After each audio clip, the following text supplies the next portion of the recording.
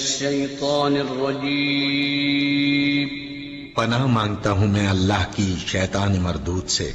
بسم الله الرحمن الرحيم شروع اللہ کا نام لے کر جو بڑا مہربان نہایت رحم والا ہے۔ قل ان تخفوا ما في صدوركم او تبدوه يعلمه الله ويعلم ما في السماوات وما في الارض والله على كل شيء قدير۔ قل اے رسول صلی اللہ علیہ وسلم کہہ دو، ان تخفوا ما فی صدورکم، جو کچھ تمہارے دلوں میں ہے تم اسے چھپاؤ، او تبدو یا اس کو ظاہر کرو، یعلمہ اللہ، اللہ اسے جان لے گا، ویعلم ما فی السماوات وما فی الارض، جو کچھ آسمانوں میں ہے جو کچھ زمین میں ہے وہ سب جانتا ہے، واللہ علی کل شیء قدیر، اللہ ہر چیز پر قادر ہے۔ یوم تجد کل نفس ما عملت من خیر محضرا وما عملت من سوء تود لو ان بینہا وبینہ عمدا بعیدا۔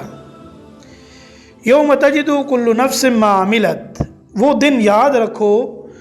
جس دن کسی بھی شخص نے نیکی کا جو کام کیا ہوگا،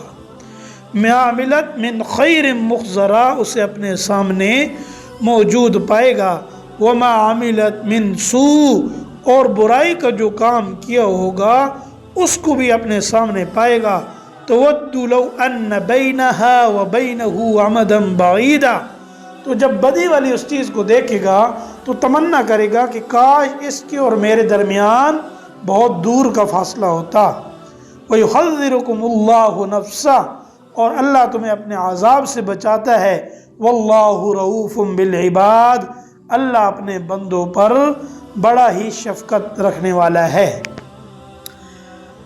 ماقبل آیات کے اندر جو ذکر کیا گیا، اس قسم کا تعلق مسلمان کا صرف مسلمان سے ہو سکتا ہے، کسی غیر مسلم سے ایسا تعلق رکھنا سخت گناہ ہے، اس آیت میں سے سختی سے منع کیا گیا۔ البتہ جو غیر مسلم جنگ کی حالت میں نہ ہوں، ان کے ساتھ حسن سلوک، رواداری، خیرخواہی کا معاملہ نہ صرف جائز بلکہ مطلوب ہے، جیسا خود قرآن کریم سورۃ ممتحنہ میں واضح فرمایا گیا، اور آن حضرت صلی اللہ علیہ وسلم کی سنت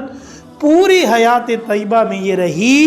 آپ نے ہمیشہ ایسے لوگوں کے ساتھ احسان کا معاملہ فرمایا۔ اس طرح ان کے ساتھ سیاسی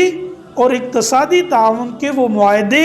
اور تجارتی معاملات بھی کیے جا سکتے ہیں جن کو آج کل کی سیاسی اصطلاح میں دوستی کے معاہدے کہا جاتا ہے،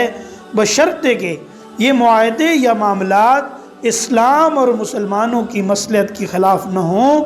اور ان میں کسی خلاف شرع عمل کا ارتکاب لازم نہ آئے۔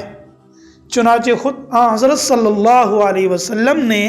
اور آپ کے بعد صحابہ کرام رضی اللہ تعالی عنہم مجمعین نے ایسے معاہدات اور معاملات کیے۔